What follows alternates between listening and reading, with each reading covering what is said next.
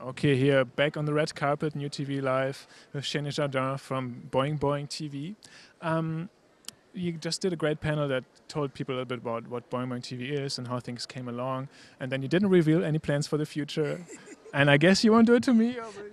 Soon, soon. We're still cooking up some plans, but I mean, just like Boing Boing the blog, we always try to keep things fresh. We always like to shift things around creatively a little bit, and we'll be doing that in the next few weeks.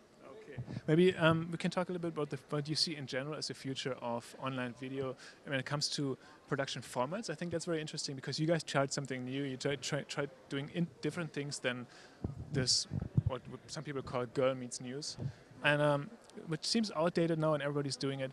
Do you see other people following your footsteps or experimenting, and are there interesting things that you watch and where you see, oh, these guys are doing interesting things? Well, I think some of our greatest sources of inspiration are people who really aren't in this as a business at all. I mean, Boing Boing began as an obsession and a labor of love and something that we actually paid to produce, Boing Boing the blog. And Boing Boing TV, obviously this is a business, but it's something where this was more of kind of a creative project that just really meant something to us personally than let's get rich off of video blogging, you know. So the people that I get most excited by are like, this actually is a person. The guy who lives in a basement in Fresno who's creating wild machinima dramas just by his lonesome and then releasing them on YouTube and they get millions and millions of views. Or just people who are doing really far out stuff that, you know, if a network executive looks at that, they might say, this doesn't have immediate commercial value.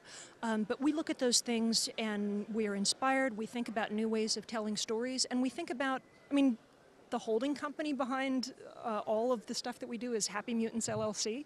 So we're always looking for happy mutants to inspire us. You said you don't want to do things that network TV people on network TV think about doing or doing. Are there moments on TV that inspire you nevertheless? When I watched a couple of your episodes, I thought this is kind of what the people that do This American Life, the TV show, are also experimenting with in terms of storytelling. Are these things that inspire you? Sure, we love This American Life, and actually, when we were first launching the show, we really looked closely at what they were doing, not because we wanted to mimic their format, but because I think they're a wonderful example of a respected institution in one medium that launched in a new medium and managed to kind of retain their soul, you know, and still do something that felt natural in that new platform.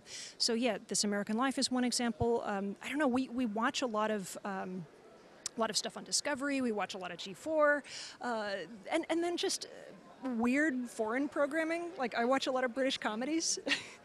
A lot of these things are things that we actually blog about on Boing Boing, just like really offbeat, quirky stuff that informs our visual sensibility.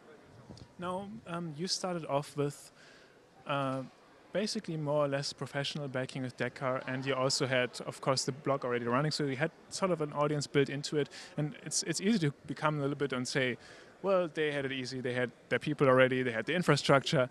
So going at it another way and saying, if people don't have that and really are just in their basement, what is the best way to get started right now? Well, I would say that even if you are starting with backing, you can never take success for granted, and it's still not easy. Like, you may know that you have a little bit of a ramp to work with, but you still have to produce something from scratch that attracts and retains an audience. And it doesn't matter how much financial backing you have, you can completely blow that. There's no way to fake a good product in online video. People either want to come back and watch, people either become engaged in an ongoing conversation with you, or you fail. So it doesn't matter whether you're starting with zero money or hundreds of thousands of dollars worth of money, the challenge is exactly the same. And if you start with zero amounts of money, what's the best way to do it? Tell us. Just keep at it. I mean, look at things that matter to you and think about what you would watch. You know, what you would watch, what you would do, regardless of profit potential. If it's something that you would do, even if there were no profit at the end of the day, then it is something that you can potentially profit from as a business. Okay, one last question. Bring out the virtual crystal ball somewhere here, looking into the future. Exactly. So what do you see coming up in maybe the next 12 months? Financially, things don't seem so great right now with the down market and everything, and people are kind of scared. What does that mean for creativity online? I think creativity online will be just fine. I think a lot of the sort of middle of the kind of economic spectrum in video production will die out. I think that the people at the bottom of the economic ladder, the guy in the basement in Fresno who spends about $20 an episode producing his show, he's going to be fine. And the guys at the very top who have millions and millions of dollars to work with, and they're plugged into large media networks, I think they'll be fine too. But I think a lot of the middle ground will die out. That's not the same thing as saying that creativity will die out, though. All right. Thank you very much. Thanks.